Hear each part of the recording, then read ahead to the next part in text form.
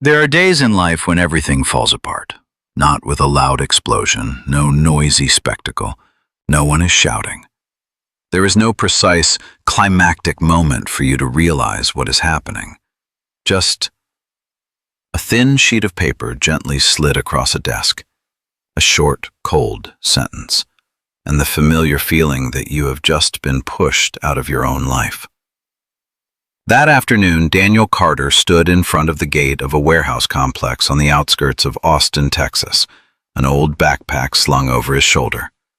Inside there was nothing special, a nearly empty bottle of water, a thin jacket, and a stack of documents he did not yet dare to open and look at again.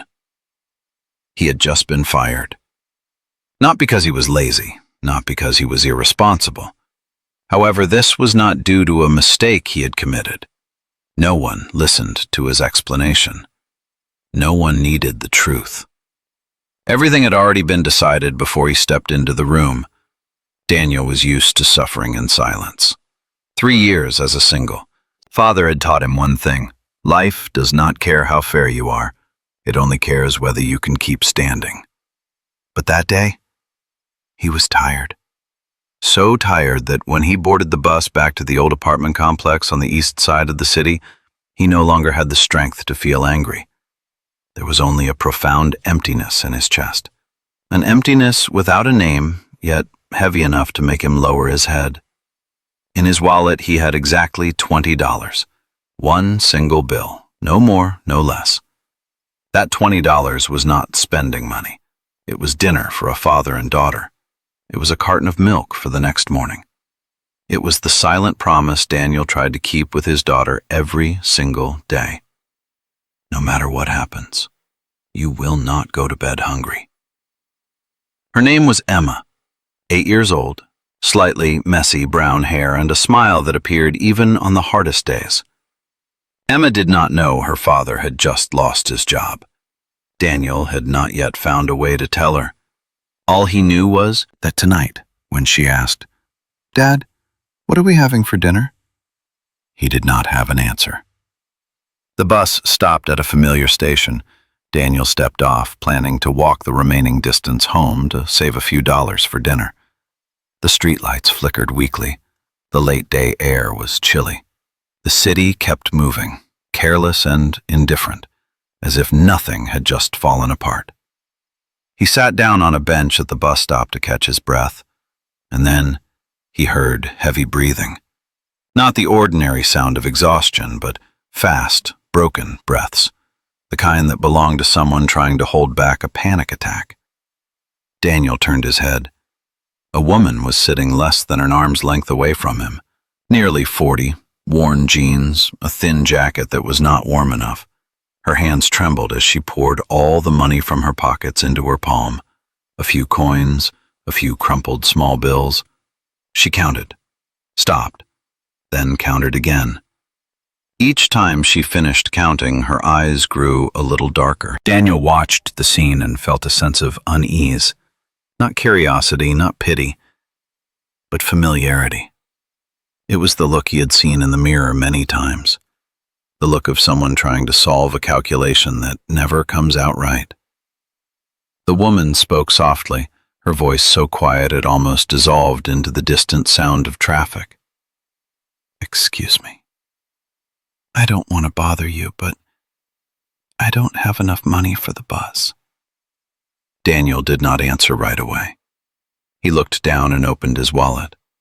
A $20 bill. The single bill standing between him and his daughter, and an evening without food. At that moment, Daniel understood precisely what he was facing.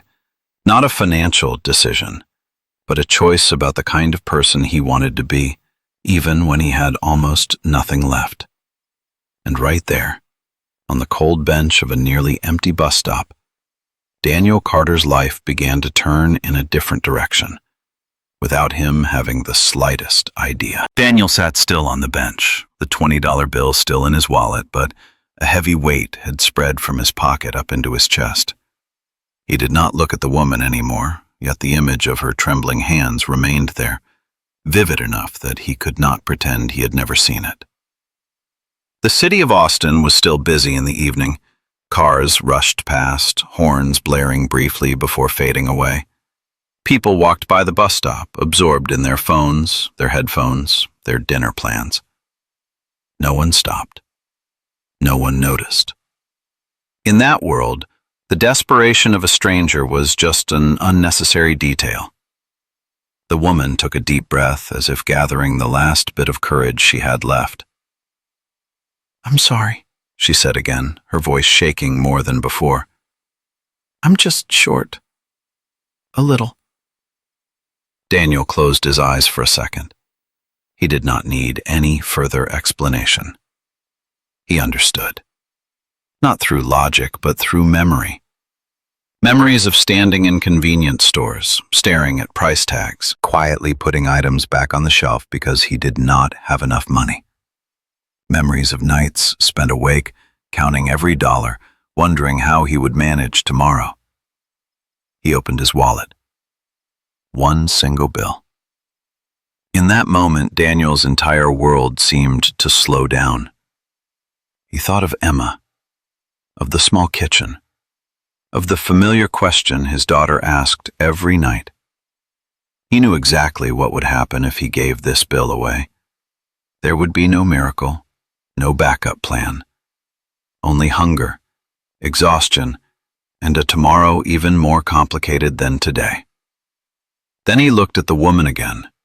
Tears were sliding down her cheeks, not loudly, not dramatically, just the quiet tears of someone who had tried for a very long time and finally no longer had the strength to pretend to be strong. Daniel felt something inside him soften, not because he was better than anyone else, but because he could not bear the thought of turning away. He pulled the $20 bill out of his wallet and held it out to her. "Take it," he said. His voice was low, steady, as if he feared that if he hesitated for even one more second, he would lose his courage. "Please." The woman froze. She stared at the bill as if it were not money but a life preserver in the middle of the ocean. She shook her head immediately. No, I can't," she said, waving her hands quickly. "It's too much. I only need a few dollars." Daniel kept his hand where it was.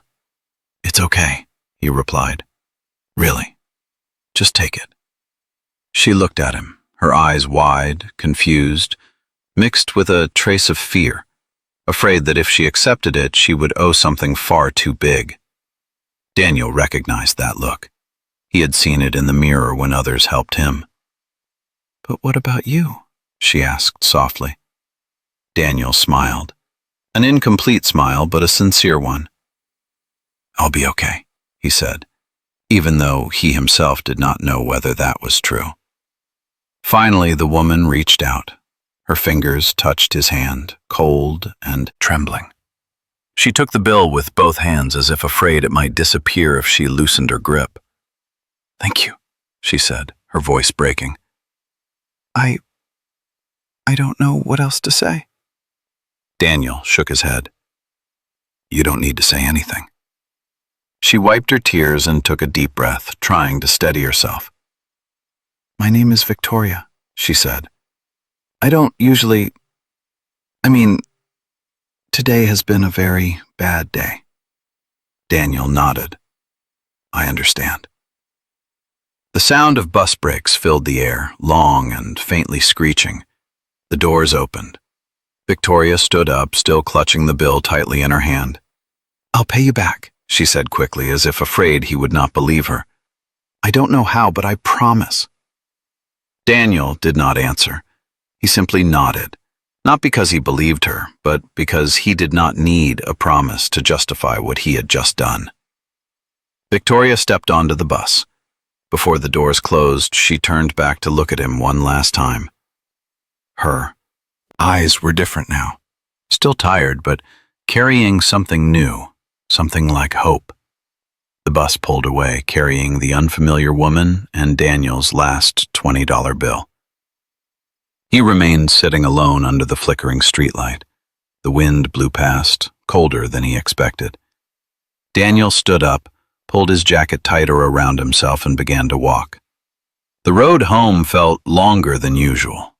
3 miles, darkness, an empty stomach.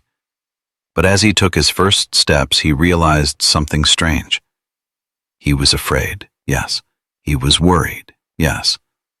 But deep inside there was a tiny, very fragile feeling.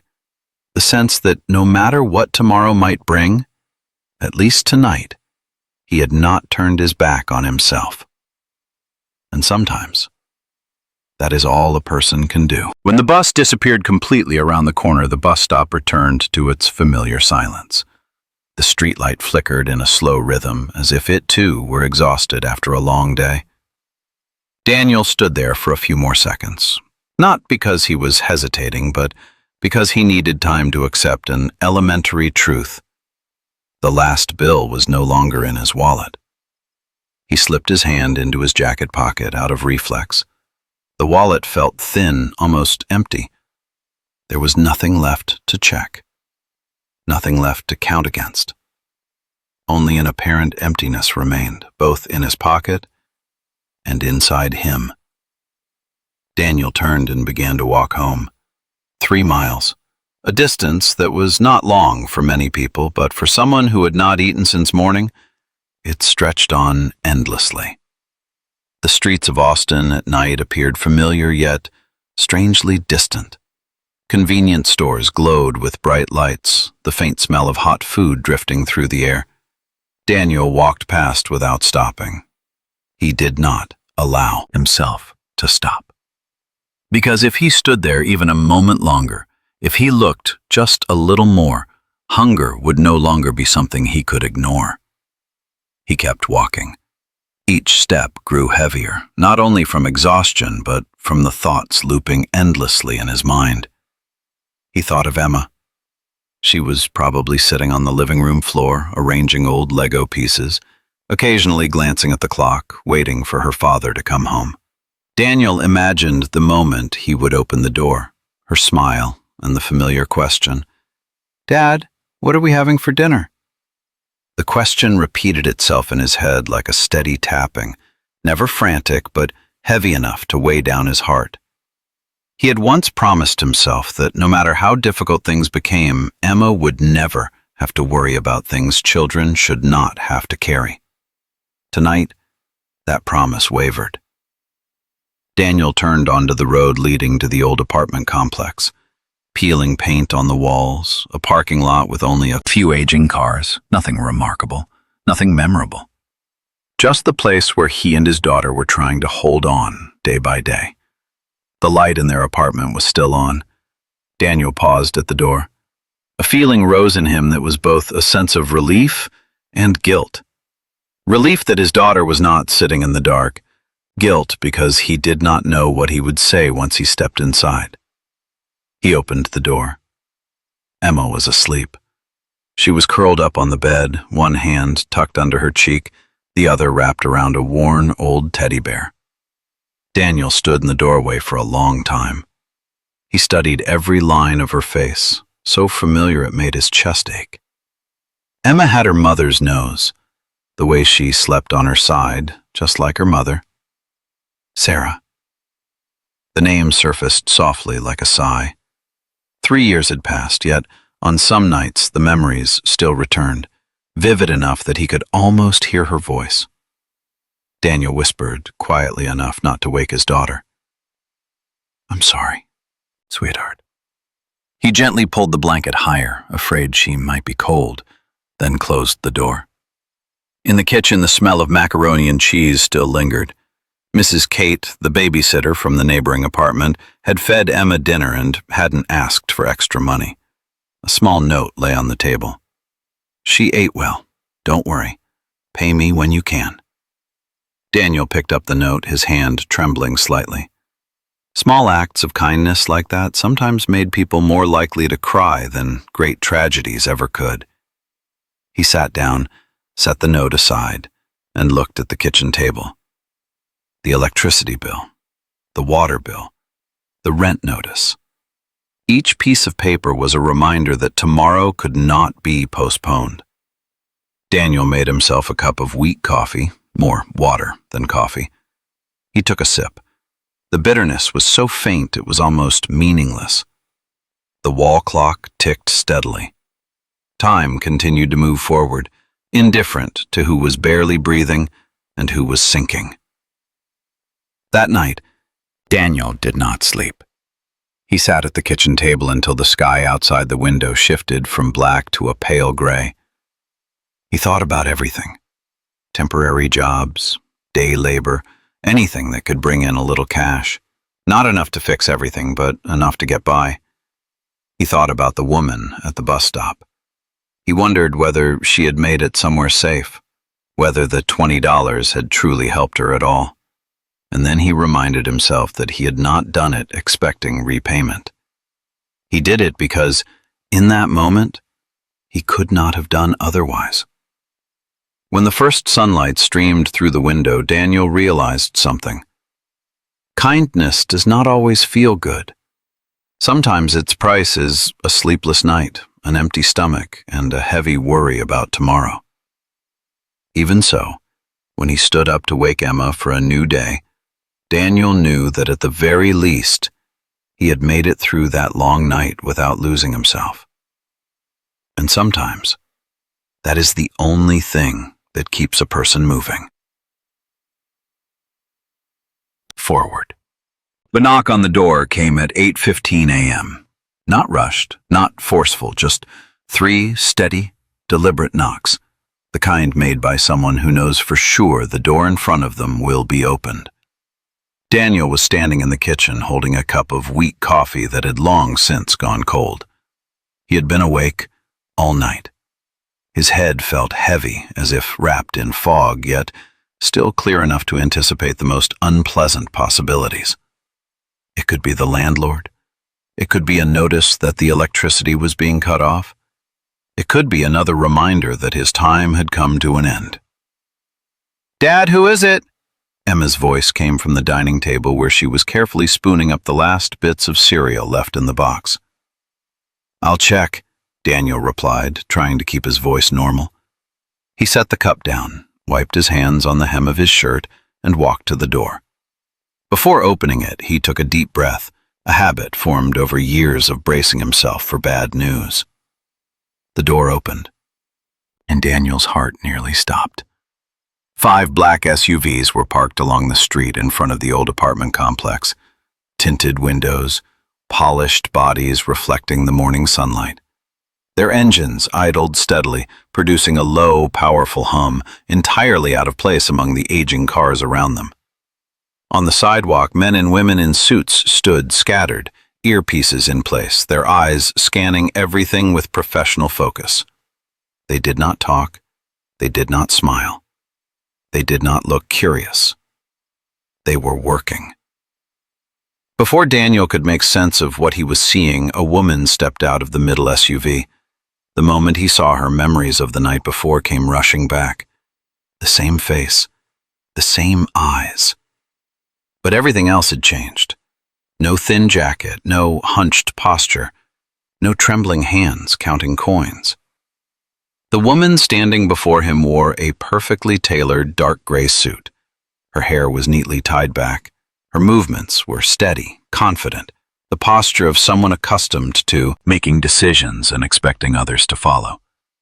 She stopped in front of Daniel, her expression calm yet sharp. "Good morning, Daniel," she said. Her voice was low and clear. "We need to talk." Daniel felt his throat go dry.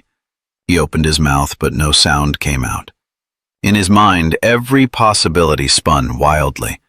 He wondered if he had done something wrong, whether giving money to a stranger could somehow lead to this, whether someone was about to accuse him of something he did not yet understand.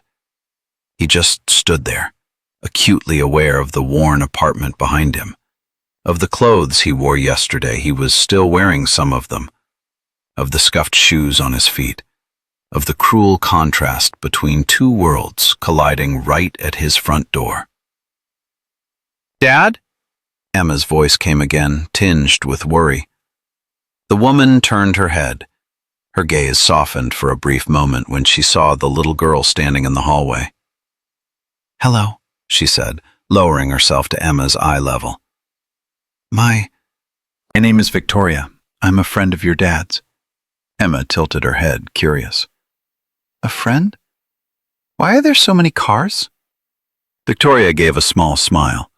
Not a polite, practiced one, but a tired smile, as if the night before had left its mark. I have some things to take care of, she replied, but nothing bad. Daniel swallowed hard. You didn't have to do this, he said, finally finding his voice. What happened last night was just— No, Victoria interrupted gently but firmly. It wasn't just anything.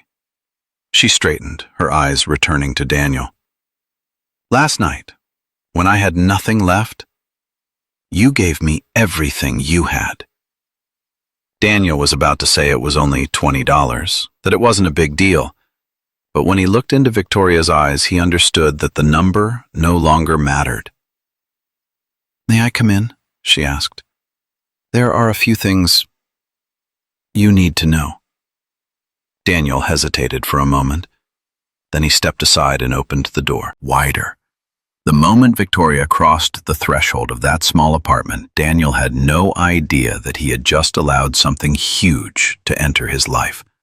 Not just an answer to the night before, but a turning point. Something that could pull him up from the depths, or push him even further down. Outside, the 5 SUVs continued to idle quietly, waiting, silent proof that from this moment on, Daniel Carter's life was no longer a story belonging to him alone. The door closed behind Victoria, and the small apartment suddenly became unusually quiet. The sound of engines outside was still there, low and steady, like a luxurious heartbeat that did not belong to this place. Daniel stood facing her, unsure where to begin. He could clearly feel the gap between two worlds, not in money, but in presence. Victoria looked around the room, not judging, not curious, just a slow, attentive gaze, taking in every detail. The chipped wooden table, the neatly stacked bills, the children's drawings taped to the refrigerator. She lingered a moment longer on one drawing, 3 people holding hands, the colored lines still clumsy.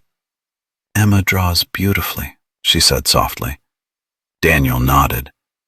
She likes to draw, whenever she has time. Victoria turned to the sofa and sat down naturally, as if she had sat there many times before. She took a deep breath, then let it out slowly. The controlled breathing of someone used to managing emotions, but who had lost all control the night before. Last night, she began, I was robbed. Daniel froze. He had suspected it, but hearing it from her own mouth still stopped him short. They took my car, Victoria continued. My phone, my wallet, everything. They left me downtown with exactly what you saw. She looked up, her gaze unwavering. But it wasn't random. Daniel sat down across from her. The old chair creaked softly, as if protesting the presence of heavy secrets in this cramped room. I am the founder and CEO of a media technology company, Victoria said calmly. For the past 3 years, I've built it from nothing. We have dozens of employees, revenue large enough to make some people want it. She paused, then went on. Last night, I was set up. Someone wanted me gone, wanted me weakened, and they almost succeeded. A chill ran down Daniel's spine. He thought of the trembling woman at the bus stop, of the cold hands and frightened eyes. It was hard to reconcile those 2 images as the same person. Then why did you come here? He asked. Why me? Victoria looked straight at him. Her eyes no longer held the sharpness of someone who gives orders, nor the fragility of someone asking for help. There was only truth. Because when I had nothing, she said slowly, you were the only person who didn't ask who I was, what I did, or whether I could pay you back.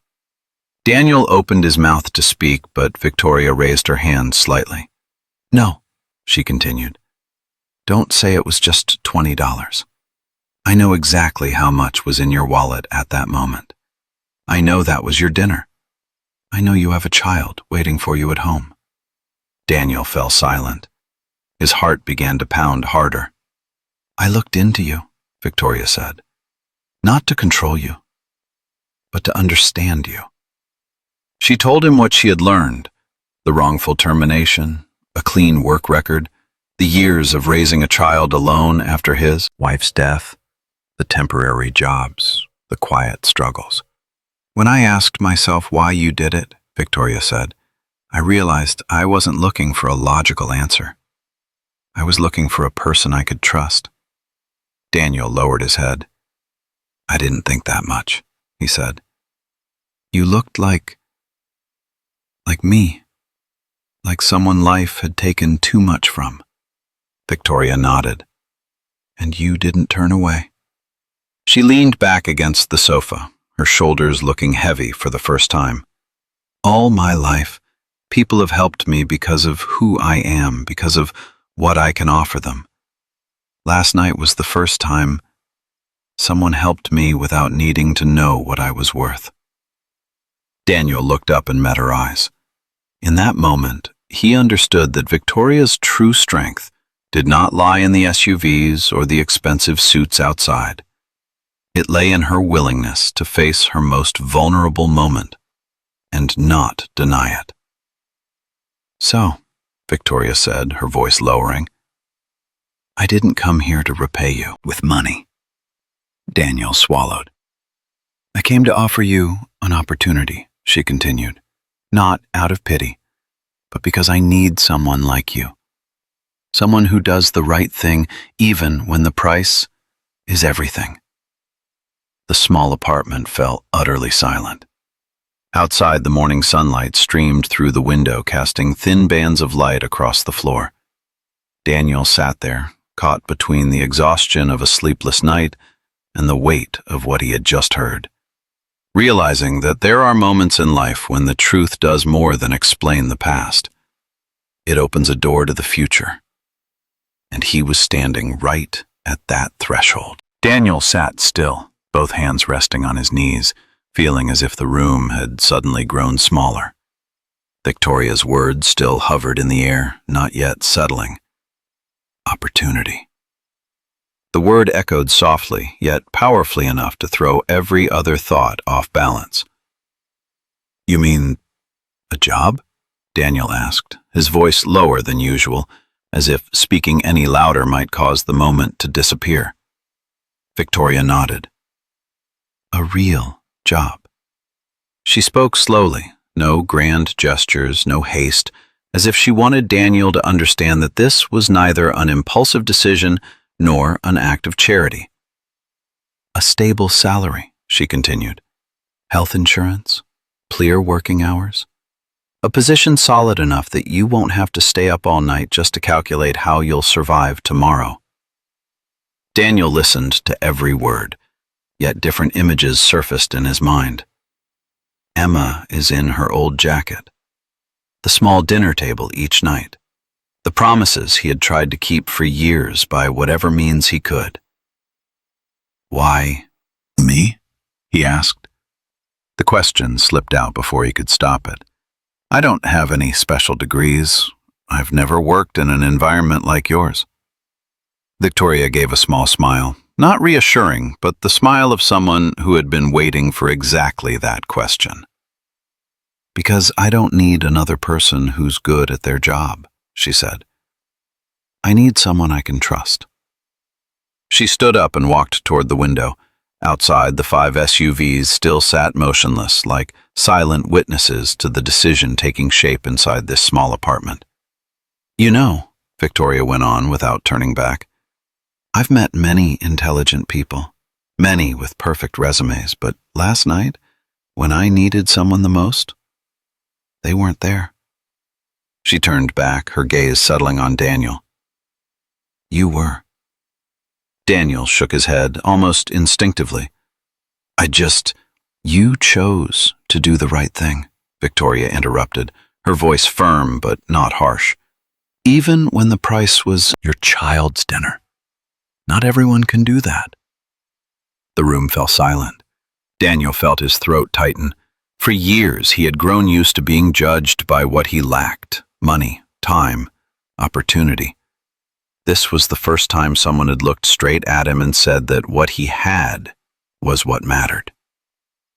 "You don't have to answer right now," Victoria said, as if reading the confusion in his eyes. "I understand. Big decisions take time." From the hallway, Emma peeked out, curious about the adults talking. "Dad?" she called softly. Daniel turned to her, a smile appearing naturally. "It's okay, sweetheart. Go back to your room." Emma nodded and disappeared behind the door. Daniel watched her, then turned back to Victoria.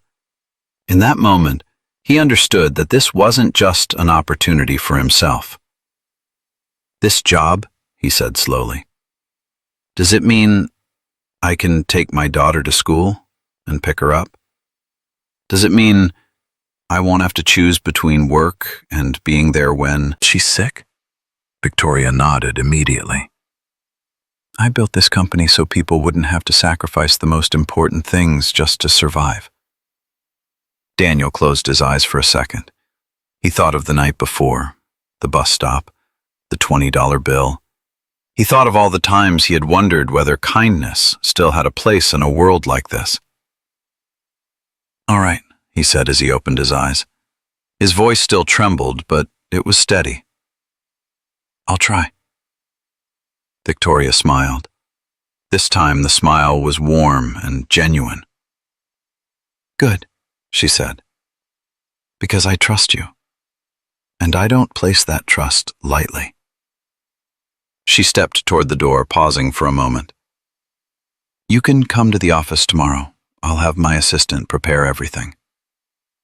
When the door closed, Daniel stood still in the small apartment, feeling as if the world had tilted just slightly. Not enough to knock him down, but enough to change his direction. He looked down at his hands. Hands that had worked relentlessly, counted every last coin, trembled with worry. For the first time in a very long while, they no longer felt empty. Because there are moments in life when what pulls you out of the darkness isn't money, but someone who sees your value before you're able to see it yourself. And for Daniel, this was that moment. On the first day Daniel stepped into the glass building where Victoria's company was headquartered, he felt as though he had wandered into a world that did not belong to him. Polished stone floors, glass walls reflecting the morning sunlight. People moved quickly and decisively, speaking in terms he was not yet familiar with. Daniel glanced down at his simple shirt, the tie borrowed from a neighbor still a little too loose.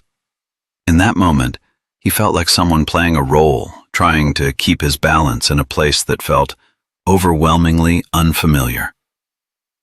Victoria met him in the lobby, not with the cold detachment of a CEO, but with a brief nod and a look that seemed to say, "You belong here." "Don't mind their stares," she said quietly as they stepped into the elevator together. "Not everyone understands a person's true value." Daniel nodded, though doubt still filled his thoughts. He didn't know how he could be of use in such a large company, but he knew one thing. He understood the feeling of betrayal. And if something were wrong, he would recognize it. In the days that followed, Daniel was given a small room, a computer, and a thick stack of files. No one expected him to appear brilliant. No one pressured him. Victoria said only one simple sentence: "Look at everything through your own eyes." Daniel began with the most minor details: bills, expense reports, timelines, numbers. At first, everything seemed normal, but the more he read, the more he sensed that something didn't align. Like a painting hung perfectly straight except for one small corner that was slightly crooked. He noticed repeated expenses, irregular yet appearing at sensitive times, vendors with nearly identical names. Familiar signatures are appearing too frequently in areas where variety is expected. Daniel did not rush to conclusions. He learned to be patient. Every evening after putting Emma to bed, he would open his computer and review every detail again. Not because he feared being wrong, but because he understood that a false accusation could ruin a person's life, something he himself had experienced. Gradually, the picture became clearer. Small sums of money are siphoned away over a long period of time, not large enough to draw immediate attention, but consistent enough to form a quiet current, a plan that wasn't rushed, but highly intentional. Daniel brought his findings to Victoria late one evening. The office was nearly empty. The city outside glowed with lights. "I don't think this was random," Daniel said, spreading the printed documents across the table. "Someone prepared this for a long time, and the robbery was just the final step." Victoria remained silent, reading each page. Her face showed no emotion, but her hands tightened slightly. "Who do you think it is?" she asked. Daniel hesitated for a moment.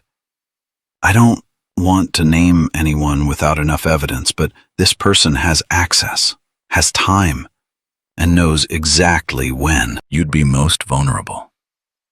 In the days that followed, Daniel worked alongside the finance and audit teams, quietly, without accusations, just verification, cross-checking, following the trail. And then, the truth emerged. The person Victoria had trusted the most, the one who always appeared devoted, always present when needed, was the one who had been quietly draining the company from within. When the numbers had nowhere left to hide, every excuse became meaningless. On the day the police arrived, Daniel stood back. He felt no triumph, no joy, only a strange sense of closure. As the handcuffs clicked shut, the betrayer's eyes swept over Daniel, surprised, angry, and bitter. "If it weren't for you," the person muttered coldly, "things would have turned out differently." Daniel did not respond, because he understood that the truth does not need to be defended with words. It stands on its own. After that day, the atmosphere in the company changed. Lighter, more genuine. Victoria walked through the hallways with a lighter, more relaxed posture. Employees began to smile more often, and Daniel, no longer the new guy, was called by name in meetings, asked for his opinion, and listened to. For the first time in many years, Daniel felt that he was not merely surviving. He was being trusted. And sometimes, justice does not arrive with loud applause. It arrives quietly. When the truth is seen, and a person reclaims the value they nearly lost. Everything that followed did not unfold through grand moments. There were no confessions of love, no clear boundaries drawn, just days passing very slowly, so slowly that if one didn't pay attention, it might seem as if nothing had changed. But Daniel knew. He could feel it. Victoria began to appear more often in the lives of the father and daughter, not loudly, not dramatically, just quiet visits after work, bringing coffee for Daniel and a small paper bag for Emma. Sometimes it was drawing books. Sometimes she said she had picked up on the way. She didn't try to become part of their family. She was simply there. And that was precisely what made everything dangerous. Emma liked Victoria from the very beginning. She didn't call her Ms. Victoria for long.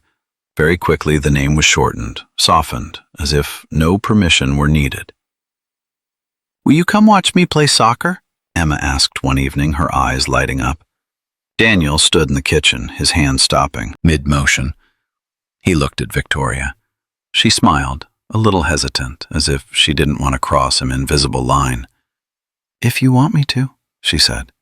Emma nodded rapidly, as if afraid that even a second's delay might make the promise disappear. Daniel said nothing, but inside him, something tightened quietly. Weekend afternoons began to include an extra chair in the bleachers. Victoria sat there, cheering for Emma as if she had been doing it for years.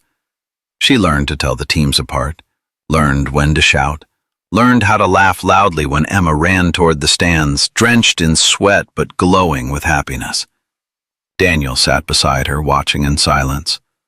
He watched the way Victoria bent down to retie Emma's shoelaces, the way she listened to Emma talk about school as if it were the most essential thing in the world, the way she placed a hand on Emma's back when the girl grew tired. Gentle, natural. And Daniel realized a truth that frightened him. He was falling in love with her. Not the kind of love that bursts into flames, not blind infatuation, but something quiet, creeping in, taking root when he wasn't paying attention. He loved how Victoria never made him feel like he owed her anything. He loved the way she looked at him, not as someone who had been saved, but as a man with worth. And above all, he loved the way she looked at Emma, as if the child were something precious, something to be protected. But that love came with fear. Daniel was afraid of many things. Afraid that everything was a misunderstanding. Afraid he was misreading the small signals. Afraid that, to Victoria, he was only a meaningful chapter in a particular moment, and that she would eventually move on. But his greatest fear was not for himself. It was for Emma. Emma began drawing new pictures, no longer just two people. In those drawings, there were always three figures holding hands. Bright colors, smiles so wide they filled nearly the entire face. "That's my family," Emma said once, very naturally. Daniel smiled along, but when he turned away, his heart felt heavy. He had lost his wife. Emma had lost her mother. He could not let his daughter grow attached to an image, if that image might disappear. Daniel began to create distance, not clearly, not abruptly, just gentle refusals. Evenings are excused by being busy, silences that stretched a little longer than usual. Victoria noticed. She didn't ask, but her eyes changed. Not sad, not resentful, just carrying an added layer of caution. That distance hurt Daniel, but he believed he was doing the right thing. He could not gamble with the job that had saved the lives of him and his daughter. He could not gamble with his daughter's heart. And so he chose the most challenging path, loving in silence. There were nights when, after Emma had fallen asleep, Daniel sat alone at the kitchen table staring at the empty chair across from him. He wondered whether kindness always demanded sacrifices like this. Whether some feelings were meant only to be felt, not spoken aloud, he didn't know. All he knew was that with each passing day, pretending that nothing was happening, it was becoming more complex than ever. And deep inside, Daniel felt one thing with absolute clarity. This story could not end here. The breaking point did not arrive in a dramatic moment, the way Daniel had once imagined. It came very slowly, very quietly, and far more painfully. That evening, Emma placed a drawing on the kitchen table right in front of Daniel. She did it with the solemnity of a child who believed she had just created something significant. "Dad," Emma said, her voice full of pride, "I finished my drawing." Daniel bent down to look. 3 figures, one adult, another adult, and a child in between. 3 hands tightly holding one another. Above them was a yellow sun so large it filled nearly half the page. Scrawled words at the top read, "My family." Daniel didn't speak right away. He simply stared at the paper for a long time, longer than necessary, not because he didn't understand, but because he understood all too well. "Can I give it to Victoria?" Emma asked, her eyes filled with hope. "I drew it just for her." The question wasn't loud. It didn't demand anything, but it cut deep. Daniel smiled, a smile he wasn't even sure was genuine. "Of course," he said. "She'll like it." But after Emma went to her bedroom, Daniel remained alone in the quiet kitchen. The drawing lay on the table, glowing under the weak yellow light. He looked at it, and for the first time he could no longer lie to himself. He couldn't keep pretending. He couldn't stay silent. He couldn't let his daughter build a dream when he himself didn't know whether it truly existed. Daniel knew that if he didn't speak the truth now, the price later would be far greater, not just for him, but for Emma. And so, he decided. Saturday arrived with a rare, clear blue sky. Emma's soccer game took place in a lively atmosphere. Parents filled the stands. Laughter, shouts, cheers rose continuously. Victoria arrived early. She carried a small poster with Emma's jersey number, clumsily decorated with colored markers. When Emma saw it, she squealed with joy and ran toward her. "You made this for me?" Emma asked. "Of course," Victoria laughed. "Now go out there and show them how good you are." Daniel stood beside them, his heart beating faster than usual. He looked at Victoria in the morning sunlight, not as a powerful CEO, not as the woman of black SUVs, but as someone very real, very close. Throughout the match, Daniel barely paid attention to the game. He watched Victoria instead. The way she jumped to her feet when Emma scored, the way she turned to him, eyes shining, her hand gripping his arm in an unconscious burst of joy. And Daniel understood. If he didn't say it today, he never would. When the match ended, Emma ran toward them, sweaty but radiant. Victoria wrapped her in a tight hug. "You were amazing," she said. "I'm so proud of you." Daniel swallowed hard. "Emma," he said, his voice rough, "can you go play with your friends for a bit? Your dad and Victoria need to talk." Emma looked at them, more serious than usual, then nodded. "Okay." She ran off but glanced back once more. Victoria turned to Daniel. "What is it?" she asked. "You look like you're about to faint." Daniel took a deep breath. His hands trembled. "I need to tell you something," he said, "and please, let me finish." Victoria fell silent. The smile faded from her face, replaced by complete attention. "I love you," Daniel said, so quickly he surprised even himself. "I know I shouldn't. I know you're my boss. I know you saved my life, but I can't keep pretending." The words poured out, unstoppable. "I think about you every day. When I wake up, when I go to sleep, when I see Emma drawing pictures of a family I don't even know is real, and every time my heart hurts, because I want it so badly." Victoria stood motionless. "If this changes everything," Daniel continued, his voice breaking, "I understand. If you want me to leave, I will. I just can't keep lying. Not to you, not to her." The silence stretched on. Around them, people were packing up. Voices and laughter drifted farther away. But for Daniel, the world had narrowed to a single moment. Then Victoria stepped forward. "Are you done?" she asked. Daniel nodded. "Good," she said, her voice trembling in a very human way. "Because I've been waiting for you to say that for 2 months." Daniel looked up, unable to believe what he was hearing. "I love you," Victoria said. "Since the night you gave me your last $20 at the bus stop. Since the moment you looked at me as a person, not a situation." Tears spilled from Daniel's eyes before he could stop them. In that moment, he understood that some truths, no matter how frightening, must be spoken. Because silence doesn't always protect anyone, it only prolongs the pain. And that truth changed everything. That moment came without fireworks. No perfectly timed music swelling in the background, just two people standing quietly in a soccer field that had mainly emptied, a gentle breeze moving through the rows of vacant seats, and a truth that had finally been spoken after too many days of silence. Daniel still couldn't fully believe what he had just heard.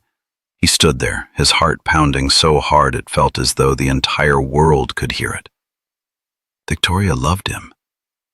Not because he needed saving, not because he had helped her once, but because of who he was, with all his scars, his fears, and the kindness that had nearly cost him everything. Victoria stepped closer. She didn't say another word. She simply reached out and took his hand. That touch didn't promise anything grand. It said just one simple thing. I'm here. And for the first time in a very long while, Daniel allowed himself to believe. Emma returned as the sun began to dip lower in the sky. She stopped when she saw the two of them standing closer than usual, a flicker of uncertainty crossing her face. "Dad, Victoria, are you okay?" Emma asked, her voice soft but serious. Victoria crouched down to Emma's eye level, her smile so gentle it made Daniel's heart soften. "We're very okay," she said. "Very okay." Emma looked at Daniel, then at Victoria. Then suddenly she broke into a wide smile, the kind a child gives when they sense something good, even if they don't yet have words for it. The days that followed didn't immediately turn into a fairy tale. Life went on with hurried mornings, long workdays, and bills that still needed to be paid. But something had changed. Daniel was no longer alone in the quiet moments. A month later, on a peaceful afternoon at the park where Emma loved to play on the swings, Daniel paused for a long time before saying what he had been thinking about for days. He had no ring, no elaborate plan, just a moment. He knew he would regret it forever if he didn't take it. Daniel knelt on the grass, surrounded by the children's laughter and the warm light of the late afternoon sun. "I don't have much," he said, his voice trembling but steady. "But I don't want to keep living in fear of losing the things that matter most. Victoria, would you like to build a family with Emma and—" Victoria raised a hand to her mouth, tears spilling over. She didn't answer right away. She just looked at Daniel for a long time, as if taking in everything that had led them to this moment. "Yes," she said. "I would." Emma squealed with joy and threw her arms around both of them, as if that answer had been meant for her all along. The wedding was simple. No extravagance, no show, just the people closest to them. Emma served as the flower girl, walking slowly and solemnly, as if she were carrying out the most important task of her life. As Victoria walked toward Daniel in a simple white dress, he remembered the night at the bus stop, the night he had thought he was giving away everything he had. And yet, from that very moment, life had begun giving back to him far more than he had ever dared to hope for. 6 months later, they walked through that same park again. Emma ran ahead chasing butterflies, her laughter ringing out in the afternoon sun. Daniel held Victoria's hand, feeling a peace that was real, not perfect, but whole. "Do you ever think," Victoria said softly, "about how different everything would have been if I hadn't met you that night?" Daniel smiled. "I think some things only happen when you're in the right place at the right time, and you choose to do the right thing." Emma ran back and grabbed both their hands. "I'm hungry," she said. "Can we have pizza?" They both laughed. 3 hands held tightly together. An ordinary family, an ordinary evening. But to Daniel, it was everything he had ever dreamed of. Because sometimes, the smallest actions, a last $20 bill, a kindness without calculation, carry the power to change an entire life. And sometimes, when you think you've reached the very bottom, that's precisely where the real story begins. If this story makes you believe that kindness still has a place in this world, you are not alone. At Deep Life Tales, we tell stories about ordinary people and the small choices that changed their lives forever. If this story touched you, please like it and share it with someone who might need hope today. And leave a comment. What small act of kindness once changed your life? Don't forget to subscribe to Deep Life Tales to continue walking alongside stories that stay with you long after the video ends.